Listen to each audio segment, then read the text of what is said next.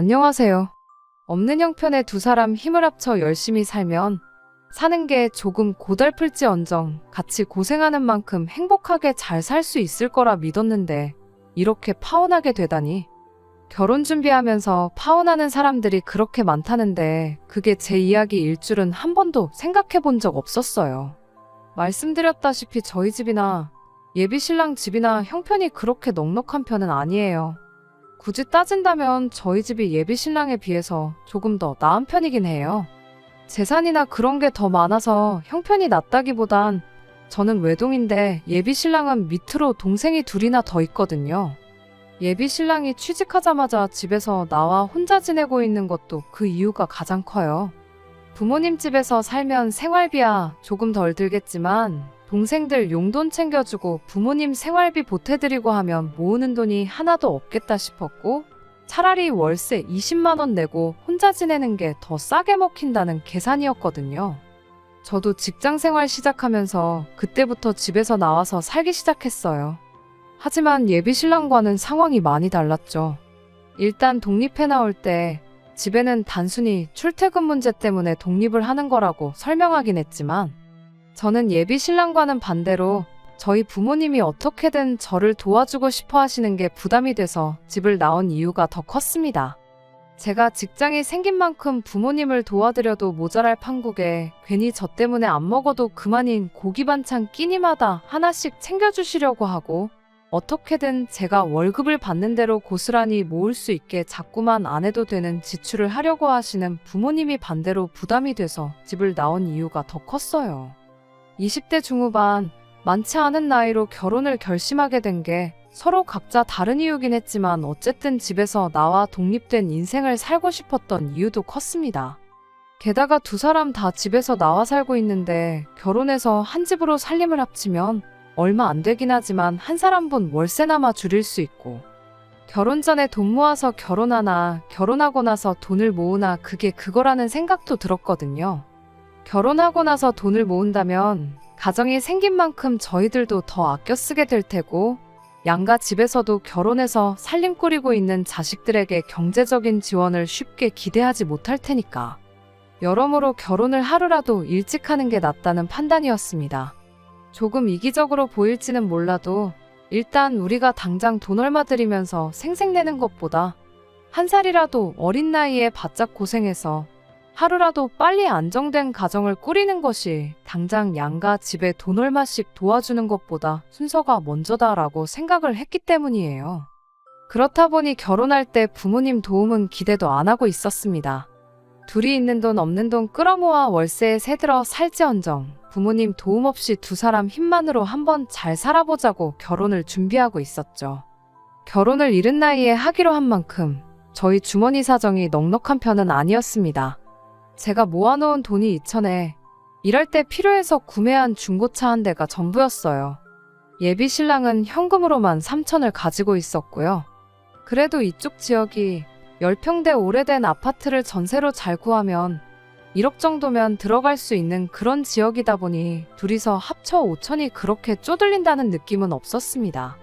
대출 5천 받아서 이자 내는 거나 한 사람분 월세 내는 거나 거기서 거기니까 그렇게 월세 낸다는 심정으로 차곡차곡 돈을 모아서 조금씩 집을 넓혀나가면 된다고 생각했어요.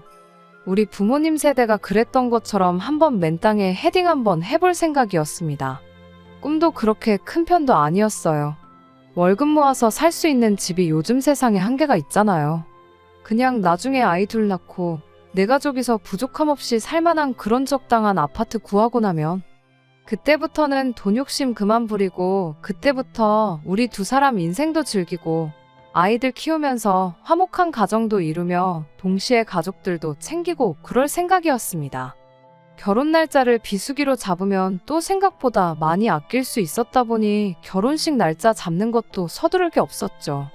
그렇게 어떻게든 결혼 비용도 한 푼이나마 더 아낄 생각하면서 이리저리 백방으로 알아보면서 한참 결혼 준비를 하고 있었어요. 그렇게 한참 결혼 준비하면서 열심히 인생을 살아가던 중 어느 날 예비 시어머니하고 한번 같이 식사 자리를 갖게 된 적이 있었습니다.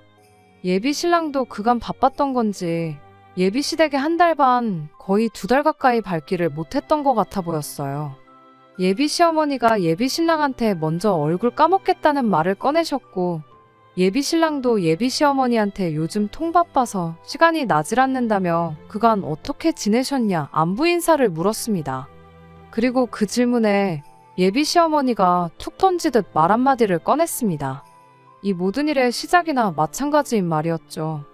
니들 결혼한다고 요즘 집 알아보러 다니느라 아주 피곤해 죽겠다고 그런 말을 꺼내왔으니까요.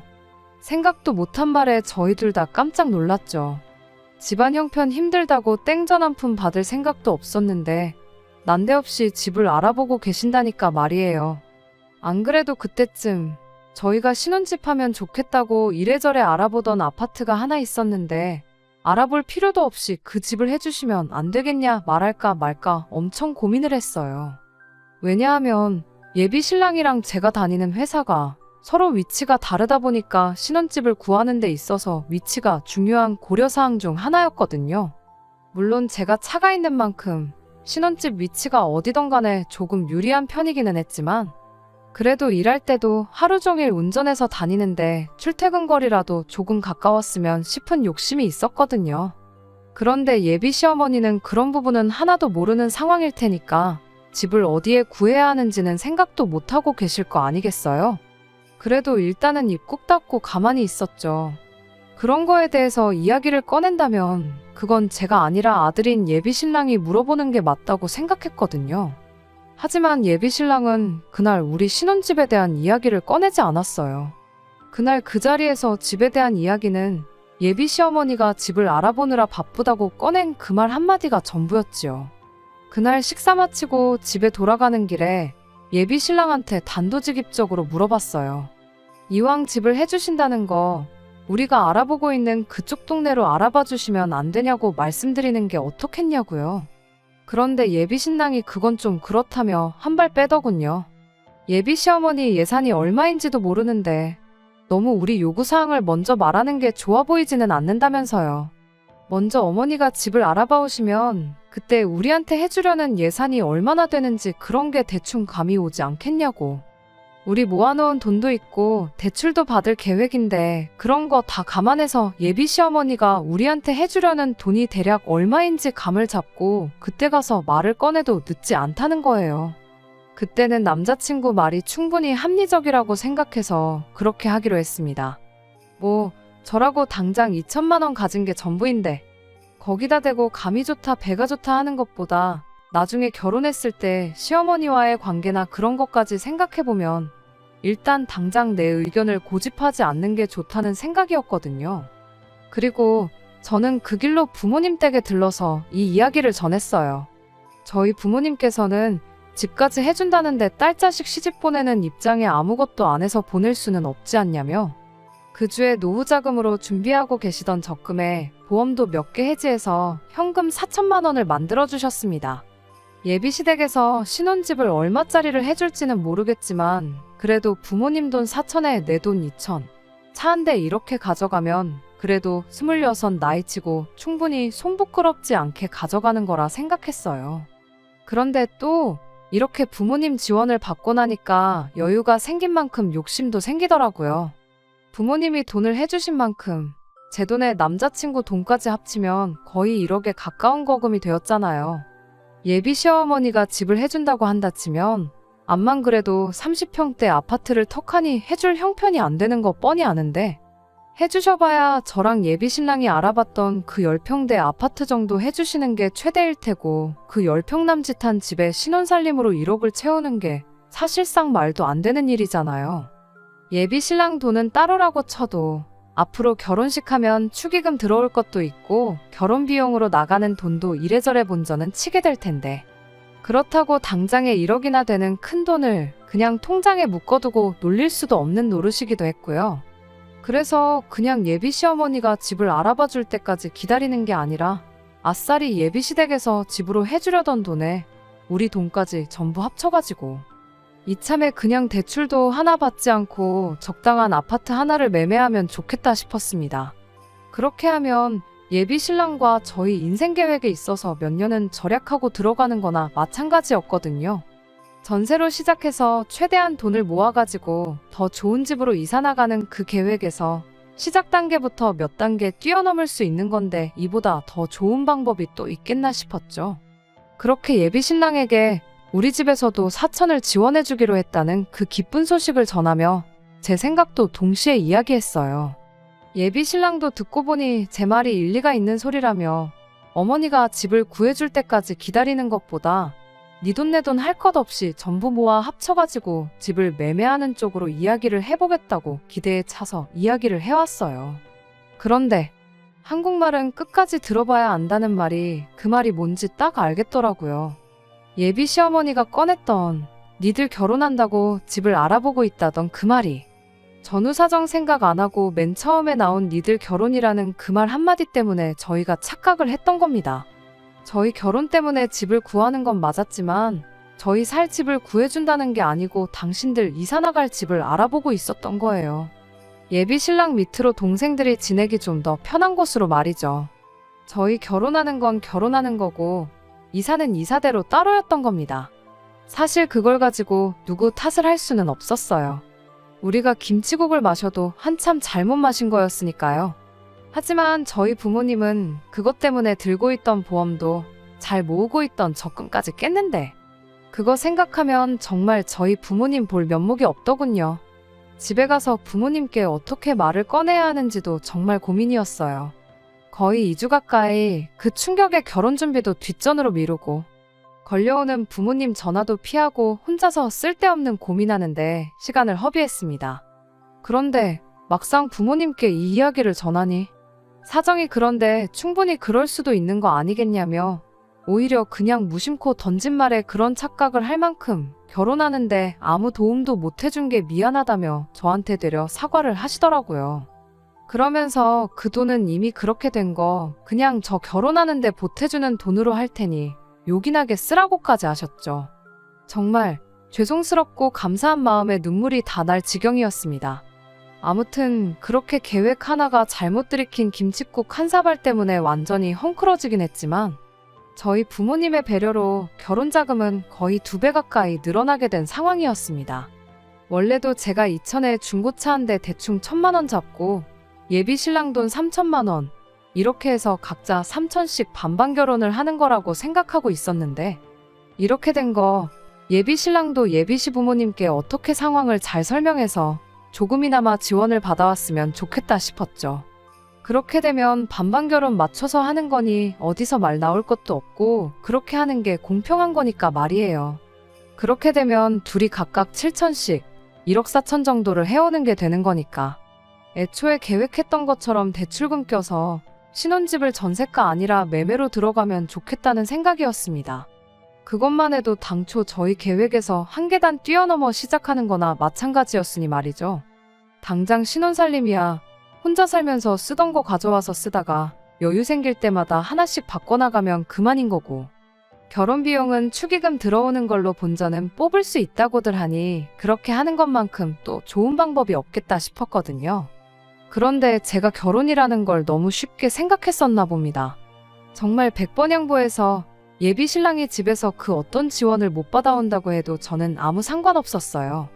집에서 지원금 받아와서 반반 결혼하자고 한 것도 순전히 저 혼자만의 생각이었으니까요. 애초에 집에서 아무 지원을 받지 않고 결혼하기로 한 건데 이제 와서 집에 가서 4천만 원 받아오라고 한다면 예비 신랑 입장에서는 충분히 난감할 수도 있다는 생각이었습니다. 그러니 사실 아무 지원을 못 받아온다고 해도 그걸 가지고 예비 신랑을 원망하거나 탓할 생각이 전혀 없었어요.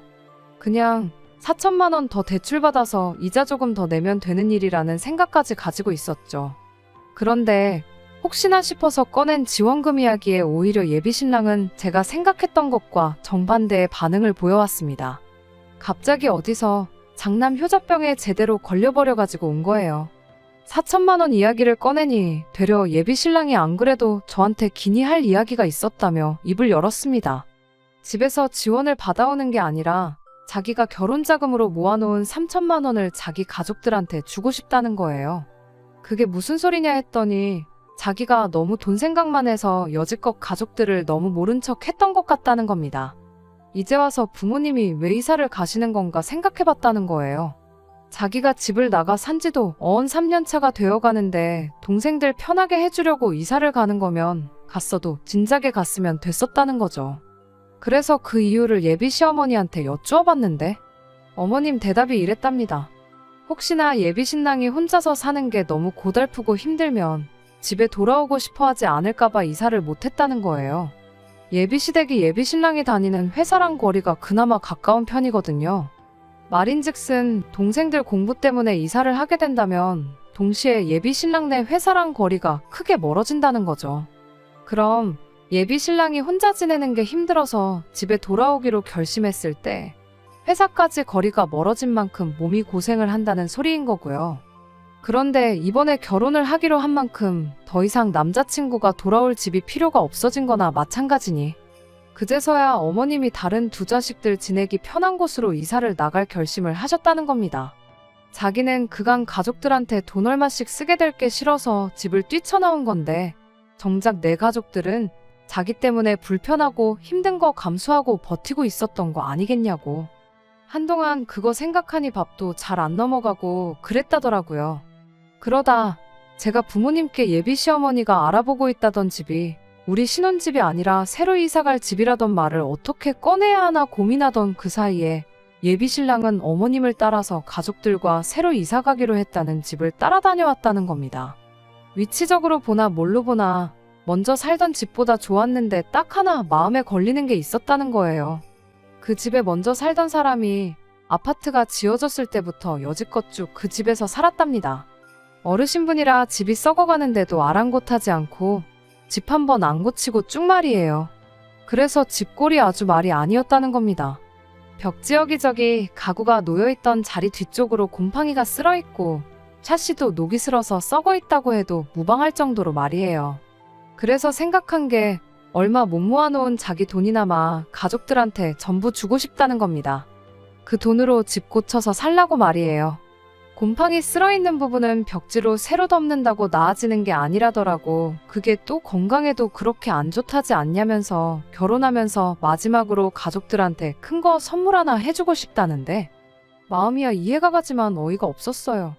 우리가 일찍 결혼하기로 정했던 게 그만큼 빨리 가정을 꾸려서 우리 삶의 안정도 찾고 그걸 기반으로 가족들도 도와주기로 했고 그런 거잖아요. 그러니까 말인즉슨 마지막으로 도와주자는 게 아니라 시작부터 있는 돈 다 퍼주고 시작하겠다는 소리나 마찬가지였죠. 여지껏 가족들한테 땡전 한 푼 주기 싫다고 독립해 나와서 살았으면서 이제 와서 그게 후회된다고 얼마 안 되는 돈이나마 전 재산을 퍼주겠다고 하니 어이가 없었죠. 예비 신랑한테 나라고 우리 부모님 안 도와주고 싶겠냐고. 일단 우리가 먼저 자리를 잡는 게 우선이고 도와드리는 건 그 다음이 되는 거 알고 있지 않느냐고 했더니 그 말에 한다는 소리가 글쎄. 제가 부모님한테 받아온 돈 4천을 안 쓰고 돌려드리면 똑같아지는 거 아니냐입니다. 그게 무슨 어린 반푼어치도 없는 소리냐 했죠. 그랬더니 예비 신랑이 이해가 안 되냐면서 그 돈을 돌려드리면 저희 부모님한테는 여유자금이 4천이나 생기는 거 아니냐고. 자기가 가족들한테 자기 돈 해주는 거랑 따지고 보면 똑같은 거 아니냐는 거예요. 어이가 없어서 너는 계산을 할 줄 모르는 거냐 아니면 네 편한 대로 계산을 하고 있는 거냐 한마디 따졌습니다. 애초에 없던 돈이 생긴 건데 나는 0이 되는 거고 너는 마이너스가 되는 건데 그게 어떻게 똑같을 수가 있냐고 계산 똑바로 하고 떠들라고 했죠. 멍청이가 아니고서야 계산을 그렇게 할 리가 없을 텐데 예비 신랑도 그걸 상정 못했다고 생각하지는 않습니다. 그냥 이제 와서 가족들한테 어떻게 퍼주고 싶으니 말도 안 되는 억지를 부리는 거라고 생각했어요. 아니나 다를까 예비 신랑이 입에 거품을 물면서 저한테 따지고 들더라고요. 어차피 그 돈 없이도 하기로 했던 결혼인데 이제 와서 그게 뭐가 중요하냐고요. 세상에 돈 3천씩 들고 결혼하는 사람들이 어디 있냐고. 자기 3천이 있으나 없으나 그렇게 큰 차이는 없다는 겁니다. 당초 계획이 전세 대출 받아서 1억짜리 집에 들어갈 계획 아니었냐고. 5천을 대출받나 1억을 대출받나 이자 내는 거 계산해보면 그렇게 큰 차이가 나는 것도 아니랍니다. 그러니 정 모하면 부모님 돈도 돌려드리고 저도 제 모은 돈까지 부모님한테 드리라고. 그리고 아예 돈방원으로 한번 시작해보자면서 끝까지 자기 돈은 가족들을 위해 써야만 하겠다네요.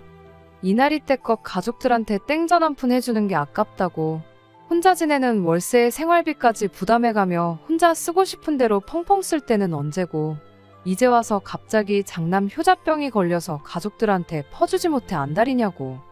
그렇게 가족들 생각에 눈물이 앞을 가리면 그냥 맨몸으로 결혼하는 게 아니고 지금부터라도 가족들 뒷바라지 하면서 살라고 결혼도 없었던 일로 하자고 한마디 해줬습니다.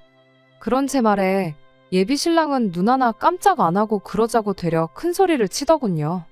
결혼 준비만 거의 반년을 넘게 하고 있었는데 그 기간이 무색하게 파혼하고 끝내버리는데 단 하루밖에 걸리지 않았습니다. 처음에는 진짜 파혼하게 된 건가 싶고, 연애 시작했을 때부터 결혼 준비하던 때까지 일들이 다 거짓말 같고 믿을 수가 없었는데 며칠 지나지 않아서 그런 마음은 사라지고 오히려 속이 후련해지더라고요. 시작부터 이 모양인데 앞으로 봐야 할 더러운 꼴 생각해보면 차라리 이렇게 된 게 나중 가서 같은 이유로 이혼하는 것보다 100번 나은 게 아닌가 싶었거든요. 그런데 그렇게 일주일 지나서 예비 신랑이 저희 집까지 찾아와 저한테 싹싹 빌기 시작했어요. 집단에는 연애하면서 몇 번 말다툼 했던 거랑 똑같은 거라 생각했나 봐요. 그런데 며칠이 지나도 제가 연락도 다 무시하고 그러고 있으니 사태의 심각성을 그제서야 깨달았는가 보더라고요. 그날 사과를 했어도 모자랄 판에 이젠 파혼으로 협박까지 하려는 사람인 걸 알았는데 이런 사람과 결혼할 이유가 하나도 없다 싶었어요.